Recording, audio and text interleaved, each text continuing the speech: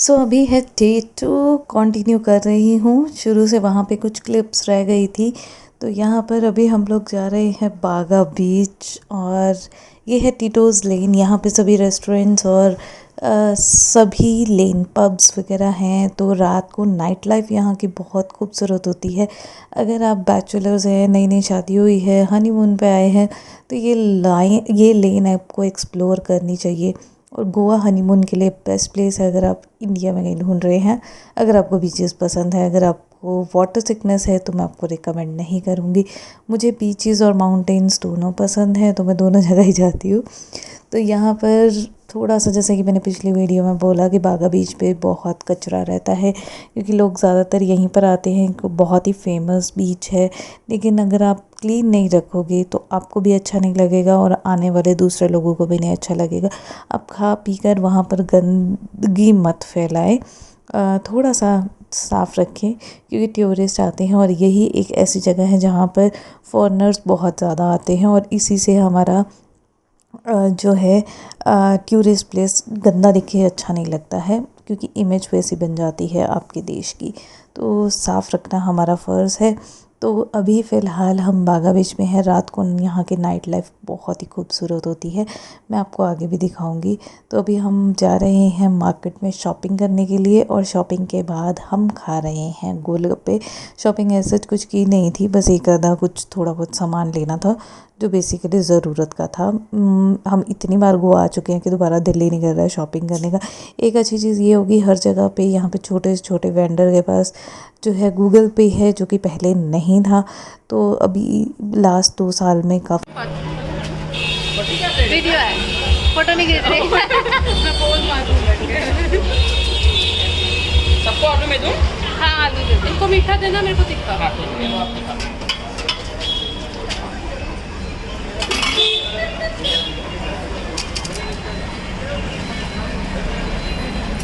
भैया मेरे में मीठा डाल।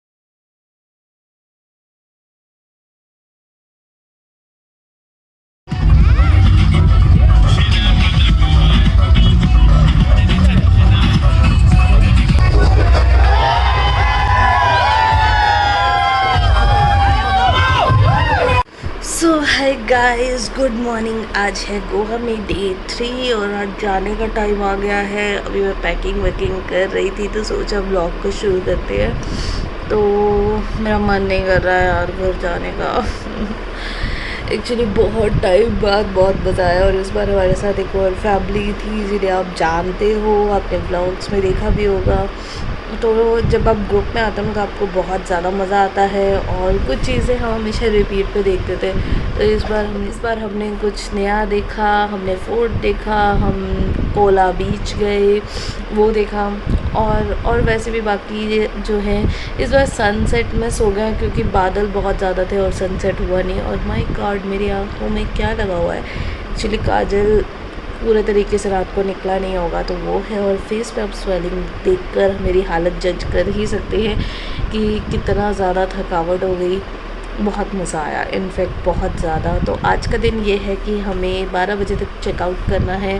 अभी ब्रेकफास्ट करने जाना है। ब्रेकफास्ट यहाँ का ठीक ठीक है, मतलब बहुत ज़्यादा रश है यहाँ पर, हर रूम बुकड है। और हमने यहाँ पर रूम एक्सटेंड करने की भी बात की, लेकिन उन्होंने एक्सटेंड नहीं किया। तो 12 बजे तक तो हम यहाँ हैं, इसलिए हम धीरे धीरे सारा काम कर रहे हैं। और इस टाइम 9 बज रहे हैं। तो 12 बजे के बाद हम लोग देखते हैं कि लगेज नीचे रख कर कहीं घूमने वूमने जाएंगे। और शाम को 6 बजे की हमारी बस है, तो उसके बाद बस घर पुणे पहुँच जाएंगे। तो ये थी कुछ प्लानिंग आज की, और हालत कुछ ऐसी हो रही है कि नींद दोबारा से आ रही है। 9 बज रहे हैं, मैं 8:30 बजे पूरी तो सुबह 6 बजे बीच पे चले गए थे, लेकिन मुझसे उठा नहीं गया और 9 बजे तक मैं सोई हुई थी और उन्होंने दरवाज़े पीट पीट के मेरे को उठाया क्योंकि मैं इतने बुरी हालत में सो रही थी। क्योंकि ये था ना कि यार कल से तो फिर वही रूटीन शुरू होना है, तो आराम कर लो यार। यहाँ पे कोई काम वाम की टेंशन नहीं होती है कि उठ के काम करने जाना, मन हो वो मन हो नहीं हो, मतलब ऐसे मस्ती चलती है। तो अभी पैकिंग कर लेती हूँ क्योंकि मैं बहुत सारी बकवास कर रही हूँ। उस नीचे पर ब्रेकफास्ट करने जाती हूँ, 10:30 बजे ब्रेकफास्ट भी बंद हो जाएगा। ब्रेकफास्ट में वैसे ऐसा कल तो कुछ खास था नहीं, आज देखते हैं क्या है। कल वही एक पराठा था, पोहा था, चाय थी, थोड़ा बहुत ब्रेड वगैरह, ब्रेड बटर्स थे, आप ऑमलेट बनवा सकते थे तो ऑमलेट था। तो मतलब कुछ खास मुझे ऐसा नाश्ता लगा नहीं इनका।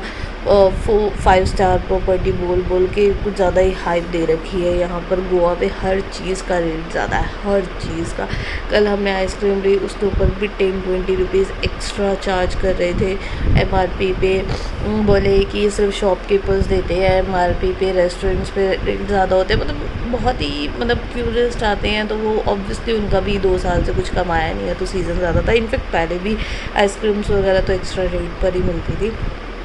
चलो जो भी है, हम बहस नहीं कर सकते इस चीज़ पे क्योंकि उनका ये कमाने का टाइम है और वो टूरिस्ट से ही कमाएंगे। तो अभी फ़िलहाल के लिए घर आकर मैं आपको बताऊंगी कि आप कौन सी नई जगह एक्सप्लोर कर सकते हो और कहाँ कहाँ पे क्या मज़ा आएगा। तो चलिए मिलती हूँ अभी फ़िलहाल इस ब्लॉग को यहीं पे, मतलब मैं बात करती हुई बंद करती हूँ और आज आपको आज के नज़ारे दिखाती हूँ। बाय। तो आफ्टर ब्रेकफास्ट हम लोग गए थे वैगेटर बीच क्योंकि आज रूम छोड़ना था। तो हम लोगों ने रूम जो है वो खाली किया 12 बजे, 12 साढ़े 12 बजे, और उसके बाद हम सामान लगेज जो है रिसेप्शन पर छोड़कर हम लोग गए थे वैगेटर बीच। वैगेटर बीच का रास्ता बिल्कुल सीधा सीधा है, ज़्यादा आपको इधर उधर जाना नहीं पड़ता है। मेरा गूगल मैप नहीं चल रहा तो हम लोग अलग अलग, मतलब हम लोग आगे पीछे हो गए थे। और क्या हुआ इस वजह से वैगेटर बीच पे ना 2 जगह है, एक तो सनसेट पॉइंट है और दूसरा नीचे की तरफ बीच है। तो वो लोग नीचे चले गए थे, हम लोग ऊपर रह गए और हम लोग ऊपर से नज़ारा कुछ ऐसा है। और हम एक दूसरे का वेट कर रहे थे कि शायद वो बंदा पीछे रह गया या उन्हें लगा हम पीछे रह गए हैं। तो ये थोड़ा सा कोऑर्डिनेशन में प्रॉब्लम हुआ क्योंकि नेटवर्क भी उस एरिया में थोड़ा सा नहीं आता है। और अभी मेरी हालत को इग्नोर करना क्योंकि मैं बहुत ज़्यादा थक चुकी हूँ और थकावट के कारण मेरी शक्ल कुछ ऐसी हो रही है और टैनिंग भी बहुत ज़्यादा हो गई है। उसके बाद ऊपर से व्यू कुछ ऐसा दिखता है, जो सनसेट पॉइंट है वहाँ से प्रॉपर व्यू बहुत ही खूबसूरत है, बहुत ही प्यारा लगता है।